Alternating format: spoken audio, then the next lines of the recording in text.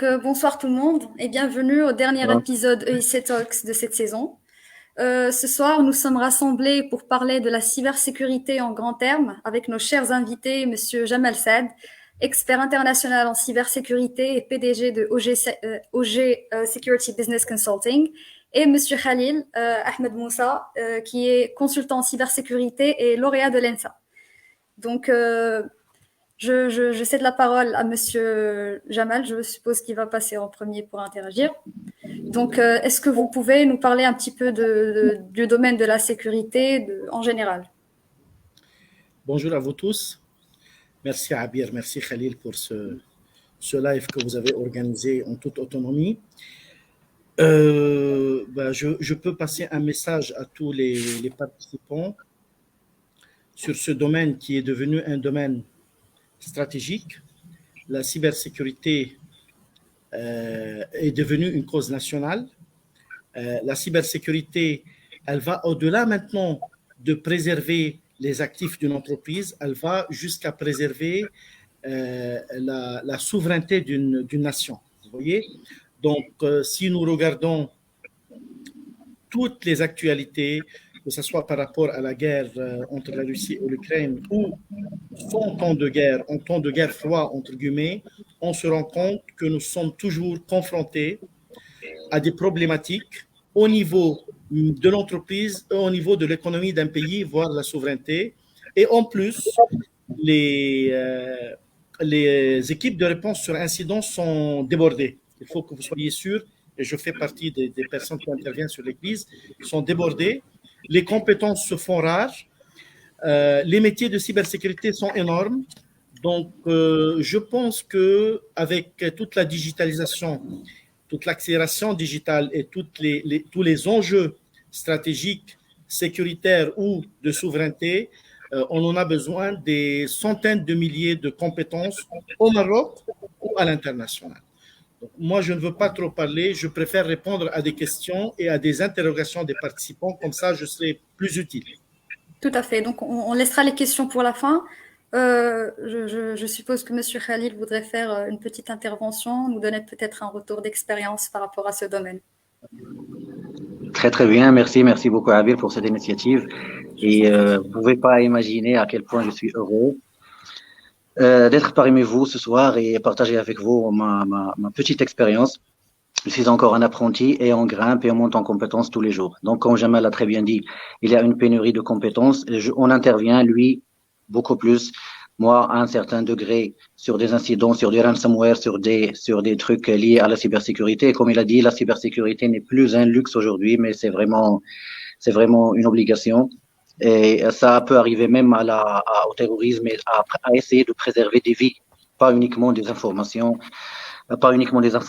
sensibles et à caractère personnel. Donc, je suis lauréat de l'ENSA de Tétouan. Donc, je suis un peu comme vous, il y a 5-6 ans, j'étais là où vous êtes exactement, littéralement. Je suis lauréat de la filière GSR, Génie Système Télécommunications et Réseaux. Et j'étais fasciné vous savez, le fait de craquer des mots de passe par brute force, etc.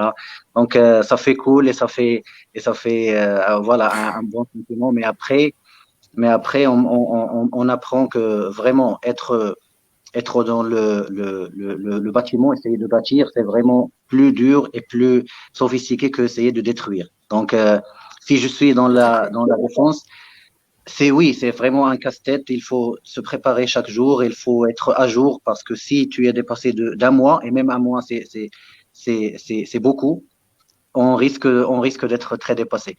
Mais essayer de bâtir un système qui protège les vies et les informations, c'est vraiment quelque chose qui me fait plaisir. Et si vous faites plaisir dans ce domaine, donc allez go dans ce domaine, vous allez trouver beaucoup d'opportunités et vraiment une joie si vous le maîtrisez et vous le faites comme il le faut.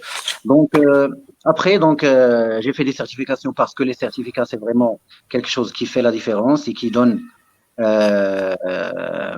qui aide à se démarquer, même si, il faut l'avouer, des fois les certificats ne valent rien du tout. C'est la compétence. Ça l'est toujours, mais il faut vraiment être certifié d'un organisme mondial et raccourcir le chemin à traverser pour prouver qu'on est compétent. Donc, à ODSBC, c'est ce que fait Jamal il y a longtemps, en France, à l'international, et plus spécifiquement maintenant au Maroc, c'est de délivrer parce qu'il est accrédité. OGSBC est accrédité PECB et EXIN. Vous pouvez taper si vous ne connaissez pas ces organismes. Ce sont des organismes de certification mondiaux qui ont accrédité notre organisme à délivrer des certificats, que ce soit au niveau professionnel ou bien au niveau foundation. C'est à peu près votre niveau, parce que là, vous êtes des élèves ingénieurs. Mais après, lorsque vous aurez vos diplômes, dans 1 an, 2 ans, vous pouvez passer les autres niveaux, à savoir, par exemple, l'ISO, toutes les normes ISO 27005, l'analyse des risques et l'implémentation et tout ce qui est réglementaire et opérationnel. On fait également des formations opérationnelles, techniques, à savoir les pen tests, etc., etc. Donc, pour les remises qu'on va vous offrir, c'est garanti. On pourra discuter avec vous dans une réunion à part et voir vos aspirations, qu'est-ce que vous comptez faire et préparer des parcours et des packages spéciaux à vous et aux élèves de l'ENSA. Donc voilà, en général, là, je travaille sur l'opérationnel et sur l'organisationnel, tout ce qui est implémentation des normes, etc., avec l'aide de mon cher ami et collaborateur Kamal. Et j'espère, Inch'Allah, que vous allez pouvoir réaliser vos rêves, Inch'Allah, dans ce domaine. Et espérons vraiment très vivement qu'on sera là pour vous aider à monter en compétences et influencer positivement votre vie professionnelle. Je suis là pour vous écouter si vous avez des questions. Jamal l'est aussi. Et à vous. Merci beaucoup. Donc, en attendant que les questions soient posées en commentaire, j'aimerais commencer par poser des questions qui se répètent un petit peu entre mes collègues, d'ailleurs des camarades en classe. Donc, on est dans la filière, comme vous avez dit, comme vous, génie réseau et système de télécommunication. Et comme vous le savez, les modules qu'on fait à l'école, ce ne sont pas forcément des modules de sécurité. Donc, il y a certains modules, c'est vrai, mais ils sont, enfin, en général, 2 modules dans toute la formation. Donc, est-ce que vous pensez que ce passage peut être des fois difficile pour certains? Est-ce que ça peut poser un problème niveau compétences? Vous me posez une question à moi ou à Khalil? تفضل جمال. Tu peux répondre. Ok. C'est tout le contraire. C'est tout le contraire. Pour faire de la cybersécurité, il faut déjà un socle. Il faut déjà un socle, des connaissances système, des connaissances réseau, des connaissances dans le développement. La cybersécurité, par la suite, c'est une spécialisation que vous allez faire, mais il y a un socle. Le socle commence par une école d'ingénieur, commence par une maîtrise, une licence sur diverses dimensions du système d'information, dimension juridique, dimension organisationnelle, dimension technique, dimension fonctionnelle. C'est tout le contraire, ça va vous faciliter, ça va vraiment vous faciliter l'intégration peut-être d'un master spécialisé en cybersécurité ou de quelques certifications dans le domaine que vous aimez, parce que dans la cybersécurité, il y a un plaisir et il y a des défis, et il faut que ça soit un plaisir et pas des contraintes. Donc, le domaine qui vous attire le plus, vous faites une spécialité dans ce domaine et ça va être très facile pour vous que pour quelqu'un qui n'a pas ce background qui est l'ingénierie en réseau ici. D'accord. Monsieur Khalil, vous avez quelque chose à ajouter? Pas grand-chose, mais je pense que même si ça peut paraître que les modules qu'on fait ne sont pas suffisants, mais au contraire, ça met si vous voulez, le train sur les rails pour qu'on se déraille pas et pour qu'on se perde pas en essayant de chercher à tort et à travers et perdre beaucoup de temps. Donc, lorsqu'il y a un prof certifié ou bien un prof qui a un background, ça peut nous aider à vraiment, si on sait pas quoi choisir, ça peut nous aider à choisir. Si on a déjà choisi, ça peut nous aider à accélérer et à nous mettre dans le bon chemin. Mais après, il y a toujours un effort personnel qu'il faut faire parce qu'on ne peut pas tout apprendre à l'école. Et il faut des certifications et bien sûr un travail à part, une auto-formation. Voilà. Parfait. Donc, on passe à la question suivante. Donc, cette question, c'est une question qui se répète énormément, d'ailleurs, entre tous les passionnés de cybersécurité. Donc, par quoi faut-il commencer pour apprendre la cybersécurité? Quelles sont les premières choses à apprendre? Ok, Jamal, je vais commencer si tu veux, rapidement. Khalil, je te laisse la main, oui. Ce que Jamal m'a conseillé, c'est le conseil de Jamal lorsque je l'ai rencontré le premier jour, c'est de savoir c'est quoi l'analyse de risque. L'analyse de risque, c'est vraiment le socle de la cybersécurité. La cybersécurité, il y a des trucs opérationnels et c'est très important de les connaître. On ne peut pas tous les connaître et on peut en faire une carrière, toute une carrière. Mais si on sait pas tout, et c'est normal, mais on sait analyser les risques. Et en analysant les risques, on peut réfléchir et se mettre à la place de l'attaquant, ou bien du malfaiteur, entre guillemets, du monde de la cybersécurité. Donc, par quoi il faut commencer? C'est l'analyse de risque, à savoir la norme, par exemple, ISO 27005, et une méthode d'analyse de risque, notamment la méthode qui se démarque, EBIOS. Jamal fait partie du club qui a développé cette méthode. Je le laisse terminer, je le laisse compléter. Jamal? Je n'ai rien à dire, c'est exactement ça. C'est exactement, je confirme ce qu'il a avancé Khalil, c'est que la première chose à connaître, c'est l'alphabet de la cybersécurité. L'alphabet de la cybersécurité, c'est de savoir analyser les risques, le quoi faire avec une norme de gestion de risque, système d'information, et comment faire avec une méthode, pourquoi pas, et BioCRM. Donc, j'ai rien à ajouter, je suis entièrement d'accord avec ce qu'il a avancé Khalil. D'accord, merci beaucoup, c'est parfait. Je pense qu'on a déjà une question en commentaire. Très bien. Donc, salut, je suis un étudiant en licence en développement informatique et j'ai de l'intérêt en cybersécurité. Y aura-t-il une possibilité que je pourrais faire un master en cybersécurité? Je me permets de répondre parce que j'interviens dans pas mal de masters, que ce soit en France ou ici au Maroc. D'ailleurs, je viens juste d'entrer des cours de master cybersécurité qui est à Tanger, à l'INSA de Tanger, où on a divers profils. On a deux développeuses d'ailleurs. Il y a deux développeuses qui ont déjà une licence en développement informatique. Et là, actuellement, ils sont en train de suivre le master DCESS que je vous invite à regarder et à prendre connaissance du programme et du plan de formation. Et ce master, il est vraiment très spécial parce que en fin de ce master qui est sur 2 ans, vous auriez déjà en main quelques certifications et on ne reste pas sur la cybersécurité des systèmes IT classiques, on va jusqu'à la cybersécurité des systèmes industriels. C'est-à-dire on va vraiment sur des systèmes industriels, des systèmes SCADA, des systèmes d'assainissement de l'eau, de l'énergétique, de guidage, de l'aérien, etc. On va au-delà de la cybersécurité classique dans la mesure où maintenant de plus en plus, la souveraineté d'une nation, elle est touchée par les attaques sur ces systèmes. Donc oui, la réponse, Omar, oui, tu peux, et tu as un bon background dans le développement pour que pour la suite, tu fais un master en cybersécurité et tu choisis en fonction de ce qui te fait plaisir, telle filière ou telle filière. Dans la technique, il y a pas mal de métiers. Dans le juridique, il y a pas mal de métiers. Et dans le fonctionnel, il y a pas mal de métiers. C'est à toi de choisir, bien sûr, mais il faut déposer une demande, mais tu auras le prérequis pour le faire. Donc, il ne faut pas s'inquiéter. D'accord, merci beaucoup. On passe à la question suivante. Donc, vous pouvez nous donner une route à poursuivre pour entrer au domaine de cybersécurité et pentesting? Khalil, je te laisse la main ou je m'en occupe? Ok, je vais répondre rapidement, après je te donne la parole. Donc, oui. Donc, pour le pentesting, il y a ce qu'on fait, ce qu'on apprend sur Internet, et je le redis, c'est très important de savoir tout ça, des vidéos, avoir des cours, etc., parfois payants sur des plateformes e-learning. D'ailleurs, nous avons une plateforme e-learning. Je t'ai envoyé, Abir, le lien, tu peux partager avec les élèves ingénieurs. Elle est en refonte, elle est toujours en phase test, mais de toutes les façons, il y a tous les prérequis pour une plateforme e-learning. Donc, c'est là où vous allez apprendre lorsqu'on parlera de vos formations. Pour les pentesting, on peut faire des pentests classiques pour savoir si notre système est protégé ou pas. Il y a des audits de pentest, il y a des pentests, si vous voulez, professionnels avec des certificats, avec des rapports de pentest que l'on utilise dans des audits et dans des audits de certification d'organismes. Pour commencer, il faut bien sûr avoir le background technique. On peut vous assurer des formations dans ce sens. Et le pentest, c'est vraiment une piste,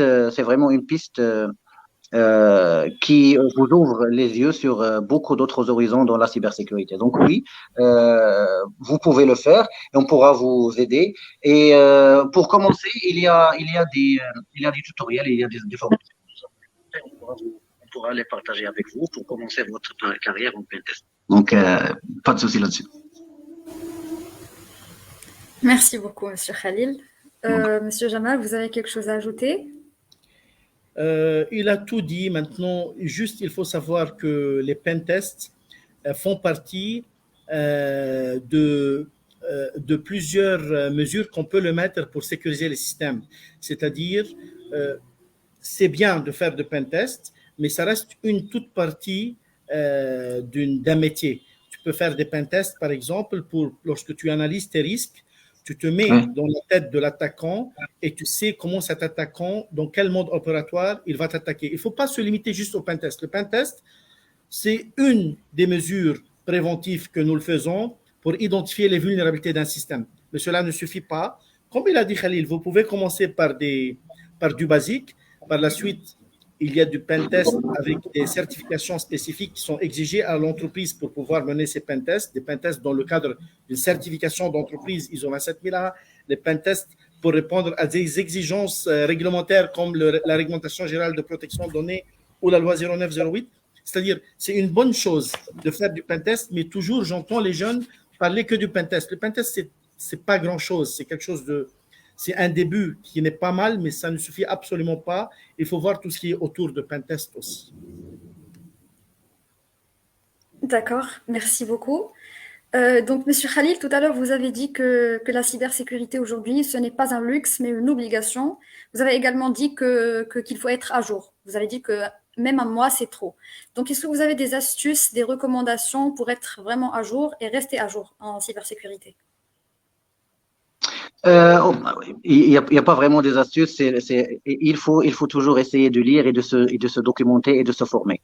Où il y a beaucoup de plateformes, il y a des organismes. Vous savez, chaque pays a, par exemple, au Maroc, il y a le CNDP, en France, il y a le COFRAC, il y a l'ANSSI. Donc, le COFRAC, c'est pour les certifications, je m'excuse.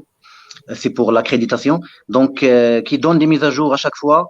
Chaque fois, nos entreprises reçoivent des mises à jour sur ce qu'il y a dans le monde de la cybersécurité, les attaques et les zero day, etc., etc. Si vous connaissez de quoi je parle. Donc, il n'y a pas d'astuce. Il faut chercher, il faut être à jour, il faut lire et se documenter. Et ces informations ne se cachent pas. Ce qui se cache, c'est que lorsque les attaquants découvrent un zero day, par exemple, ils l'exploitent à fond avant que ça soit, Avant de l'annoncer. avant qu'il soit découvert. Ils l'annoncent pas. Eux, ils continuent à faire leurs affaires. Oui.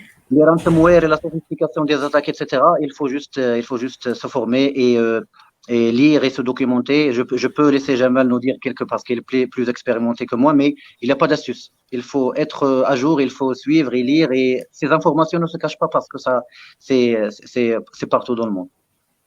N'est-ce pas, Jamal? Je n'ai pas grand-chose à ajouter à part que exactement ce qu'il a dit Khalil. Les paradigmes changent, les technologies changent, le mode opératoire de la menace change, le profil de l'attaquant change. L'analyse de risque se met à jour. On doit se mettre à jour déjà dans la manière qu'on analyse les risques. Maintenant, lorsqu'on analyse les risques, on l'analyse de point de vue défensif, de point de vue offensif. Si je veux l'analyser de point de vue défensif, je veux savoir quels sont les événements redoutés chez moi, c'est-à-dire je veux mettre en place un socle de sécurité qui peut être technique, organisationnel, même juridique, pour répondre à un socle. Par la suite, je veux voir comment cet attaquant il va m'attaquer et répondre exactement à des mesures qui contraignent l'attaque. Donc oui, ça change tout le temps. Et c'est pourquoi j'ai insisté qu'il faut avoir un plaisir de faire ce métier. Moi, ça fait 30 ans que je suis dans ce métier et jusqu'à maintenant, je me forme. Et tous les jours, j'apprends des choses. Vous voyez? Donc, c'est un plaisir, c'est un défi perpétuel. Si je regarde il y a 10 ans, même plus, il y a 20 ans, le profil de l'attaquant qui était un script kids, c'était rigolo, il n'était pas méchant. Si je regarde à partir de 2018, le profil d'un cyberterroriste qui veut tuer des gens, il n'y a pas photo. Ça a totalement évolué, le paradigme a évolué, nos systèmes d'information ont évolué, les transferts, les échanges, le support sur la digitalisation maintenant a évolué. Donc, nous devons quand même s'aligner sur ces nouveaux paradigmes à travers la mise à jour divers de toutes sources d'informations que nous pouvons avoir jusqu'à certification. D'accord. Merci beaucoup, messieurs. On passe à la question suivante. Est-ce que les certifs seuls peuvent nous aider à trouver un travail? Donc, je suppose que la question, il veut dire par la question une certification sans diplôme. Donc, c'est un peu vague comme question. Son diplôme d'ingénieur. Vas-y, Jamal, vas-y, Jamal. Maintenant, je veux parler, que ce soit avec un diplôme ou sans diplôme. Écoutez, par rapport à son diplôme, ça dépend de la culture du pays. Par exemple, aux États-Unis, tu peux sans diplôme, tu n'as même pas le bac et tu es doué dans le domaine, tu peux travailler. En France, non. En France, la clé, c'est avoir un diplôme. Si c'était pour un diplôme ou sans diplôme. Maintenant, les certifs seuls ne suffisent pas, mais absolument pas. Ne suffiront pas les certifications seules. Une certification, tu dois l'appliquer. Il faut de l'expérience. Il faut que tu mettes ta main dans les embouts, comme on dit. Il faut travailler. Il faut commettre des erreurs. Il faut avoir une expérience assez large, mais ce domaine est ouvert aux débutants comme il est ouvert aux gens intermédiaires, comme il est ouvert aux experts. Pourquoi? Parce qu'on a une pénurie dans toutes les compétences. Donc, il ne faut pas avoir peur.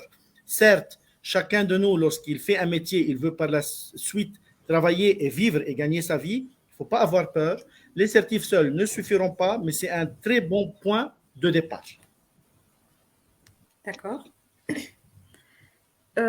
Donc, vous avez quelque chose à ajouter, Monsieur Khalil, ou bien on passe à la question suivante directement? Pas grand-chose, donc Jamal a dit tout par excellence, mais de toutes les façons, ce qu'il a fait, ce que j'ai appris de Jamal, parce que c'est lui, si vous voulez, mon mentor et mon formateur, c'est vraiment ce qu'il a dit. Et ne craignez rien, ne vous souciez pas trop sur le fait de trouver un job. Oui, c'est intéressant, etc., pour gagner sa vie, mais le fait de trouver du plaisir en faisant ce que vous faites, c'est le plus important. Après, Tout à fait. ça va dépendre de la culture, comme elle a dit, du pays. Mais on peut très bien devenir formateur et former des gens sans avoir vraiment ce background et en commençant de zéro, de moins un même si vous voulez. Donc c'est un domaine ouvert à tout le monde. D'accord. Donc, merci beaucoup. La question Donc, suivante. La cybersécurité d'ici 5 ans.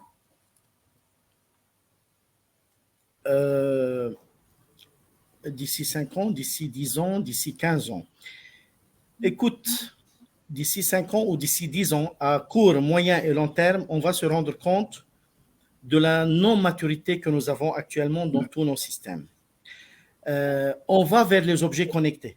On va vers les objets connectés. D'ici 5 ans, on va peut-être multiplier les objets connectés par 5 ou 6. Je ne sais pas combien de milliards d'objets connectés. On va vers le cloud. On va vers le cloud de plus en plus.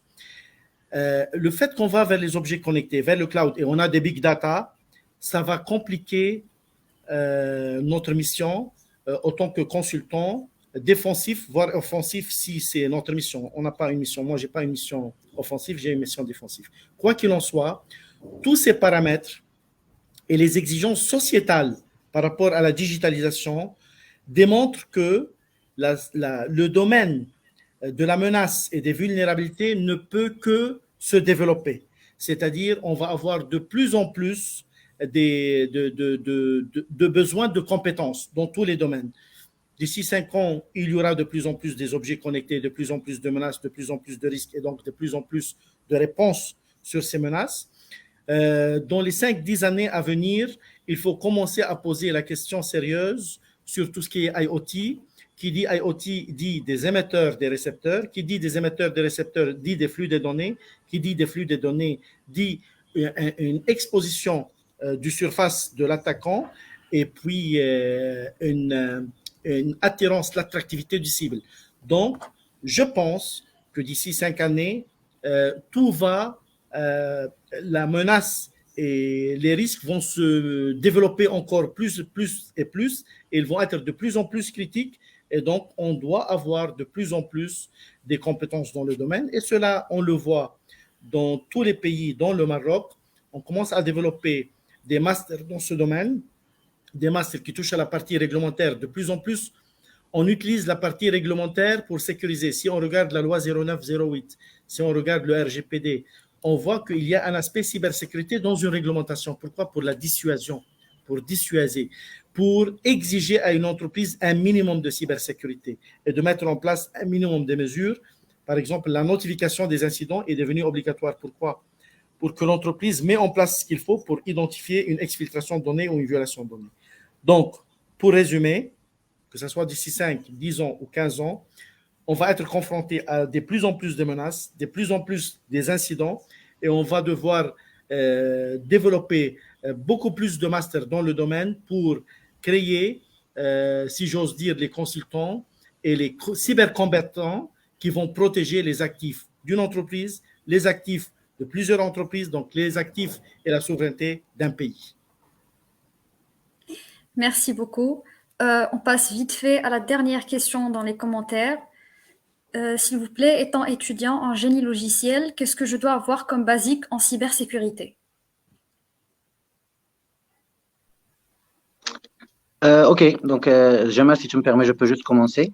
Bien sûr. Là, il y a des questions, par exemple, là, il y a 3, 4 questions. La question d'un développeur ou bien d'un élève ingénieur qui a un background développement. Pour le développement, par exemple, on peut en commencer une carrière. Il y a des merveilles qui peuvent se faire, par exemple, en programmant des trucs, si on a le plaisir de développer, etc. Pour le génie logiciel, on est souvent confronté à des logiciels qu'il faut analyser côté port qu'ils ouvrent, etc., etc. Donc, même les logiciels, c'est pas, il faut pas se croire qu'on est à l'abri et qu'on n'utilise que la dernière couche, par exemple, des modèles OSI, si j'ose parler du modèle OSI du réseau. Non, pas du tout. Donc, il y a des trucs qui s'ouvrent, il y a des ports qui s'ouvrent, si j'ose parler, par exemple, techniquement. Et il y a des trucs qui se passent en background, en transparent, et que l'utilisateur ou bien l'administrateur sur quoi ne se rend pas compte. Donc, ça, d'une part. D'autre part, oui, si vous avez si vous voulez, si vous aspirez faire une carrière, comme nous avons dit tout à l'heure, c'est un domaine ouvert à tout le monde, génie, même, je sais pas, c'est ouvert à tout le monde, mais il faut juste, comme Jamal l'a très bien dit, trouver le plaisir. Si vous faites plaisir en faisant ça, croyez-moi, ça ne sera plus un casse-tête, ça ne sera pas un casse-tête, mais ça sera un plaisir. Surtout qu'il y a du stress, il y a des formations qu'il faut faire chaque jour, etc., ou bien des auto-formations. Mais oui, et le basique du basique, comme nous l'avons avancé, c'est de essayer de se mettre à la place de l'attaquant en apprenant des trucs techniquement. Il y a pas mal de plateformes, etc., où vous pouvez apprendre, mais surtout, c'est d'analyser le risque. L'analyse du risque, c'est l'alpha, c'est l'ABC de la cybersécurité. Analyse du risque et une méthode d'analyse du risque. Donc, vous pouvez trouver ça sur notre catalogue, on peut partager ça avec vous, mais c'est ça le basique en général. Jamal? Merci beaucoup, Khalil. Je veux juste être un peu plus précis sur ce profil, un étudiant en génie logiciel. Écoutez, dans la cybersécurité, on a plusieurs thématiques. Donc, moi, si j'étais à votre place, je commence à m'intéresser à tout ce qui est SDLC, Security Development Life Cycle. C'est-à-dire, je commence à m'intéresser au référentiel de l'OASP, par exemple, l'Open Web Application Security Project, où il va te donner les top 10, les 10 vulnérabilités, les 10 vulnérabilités les plus fréquentes et qui font le plus mal lorsqu'on développe une application, ou sur le DVWA, le Damned Vulnerability Web Application, ou autre référentiel de Microsoft. Tu peux commencer dans ce domaine. Tu dis, moi, je veux développer d'une manière sécurisée. Et bien, qu'est-ce qu'il existe comme référentiel de développement sécurisé? Et tu commences là, et après, tu vas sur l'analyse des risques, entre autres. Mais rien que sur le développement, eh ben, on a une partie de référentiel et un métier pour développer d'une manière sécurisée. Il y a les failles applicatives. Les failles applicatives, surtout les failles web, eh ben, sont les failles les plus fréquentes à travers lesquelles une menace va s'appuyer pour causer préjudice à un actif. Donc, tu peux commencer là si tu le souhaites. Et si tu as besoin de conseils, tu peux contacter Khalil. Et si tu as besoin d'une documentation sur ces deux référentiels, d'ailleurs, si tu tapes sur Google OWASP ou DVWA, tu vas tout avoir. Okay? Mais n'hésite pas, si tu as besoin de plus, n'hésite pas de nous contacter. Merci beaucoup, messieurs. Je pense que c'est la dernière question. Donc, ce fut un énorme plaisir de vous avoir parmi nous ce soir. Merci beaucoup pour votre temps, pour l'effort que vous avez mis pour venir à l'aide d'élèves ingénieurs. Nous sommes très honorés de vous avoir eu avec nous. Merci beaucoup, Abir. Je veux juste terminer avant Khalil qu'il termine. n'hésitez pas si vous avez besoin. Notre objectif chez OGSPC, c'est surtout de faciliter l'accès à des formations ou des certifications de qualité à prix très accessible pour les étudiants.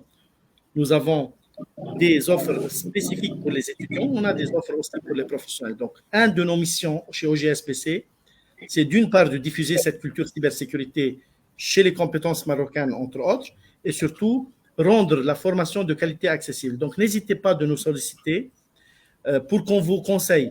Après, vous pouvez faire les formations là où ça vous semble bon. Hein. Notre objectif premier avec les étudiants, ce n'est absolument pas une croissance de valeur matérielle. C'est tout le contraire. C'est de diffuser cette culture de cybersécurité, que vous auriez une vue globale sur les enjeux de ce métier. Et après, vous choisissez de vous former maintenant, dans 1 an, dans 2 ans, ou de ne pas le faire. C'est à vous de le faire. Mais juste nous, on veut conseiller et on veut rendre les choses claires. Donc, n'hésitez pas de nous solliciter. Il y a Abir, il y a Khalil, il y a même moi-même. Moi, je suis très, très occupé. Donc, essayez de passer par Abir ou Khalil. Mais vous pouvez être sûr qu'on répond à vos interrogations sans plus, d'une manière très impartiale et avec beaucoup de joie. Je laisse Khalil terminer. Merci Jamal. Abir, c'est nous qui vous remercions. Merci aux gens qui étaient présents. Ce fut un énorme plaisir vraiment de partager cette demi-heure, 40 minutes avec 40 minutes. Là, ça me dit 40 minutes. 40 minutes avec vous. N'hésitez pas, surtout pas à nous solliciter. Notre but essentiel, c'est d'aider les élèves ingénieurs ou les étudiants ou toute personne voulant s'initier au domaine à trouver la bonne information rapidement. Là, par exemple, Jamal, il y a 30 ans, Jamal, si j'ose dire, il n'a pas trouvé quelqu'un ou juste très peu de gens pour le conseiller. Où aller? Maintenant, moi, par exemple, il y a 5, 6, 7 ans, j'ai eu la chance de rencontrer Jamal et il m'a conseillé. Donc, j'ai pas creusé à tort et à travers. J'ai pas perdu un temps qui s'avère très précieux pour moi. Là, maintenant, on essaie de faire la même chose parce que c'est notre dignité, c'est notre devoir de vous aider à vous initier, surtout si vous aspirez d'en faire une carrière. N'hésitez pas du tout. Pour les formations, et il y aura vraiment une diversité sur les formations, etc. Mais on peut même vous recommander des autres plateformes, etc. où vous pouvez apprendre énormément de choses. Donc, nous sommes là pour vous faciliter la vie, pour vous donner des conseils, comme exactement nous avons reçu des conseils d'experts, et nous comptons sur vous de transférer la torche et ne pas laisser l'information, si vous voulez, cacher des autres élèves ingénieurs. Je vous remercie beaucoup, ça fait vraiment un énorme plaisir et à la prochaine fois. Merci à vous, merci énormément pour votre générosité et vos efforts. Comme vous l'avez déjà dit, je suis là pour toute personne qui a besoin du lien du site par exemple ou d'autres informations. Vous pouvez me contacter soit à travers WhatsApp, soit à travers Facebook, d'ailleurs justement dans la page du club EIC INSAC Informatics Club.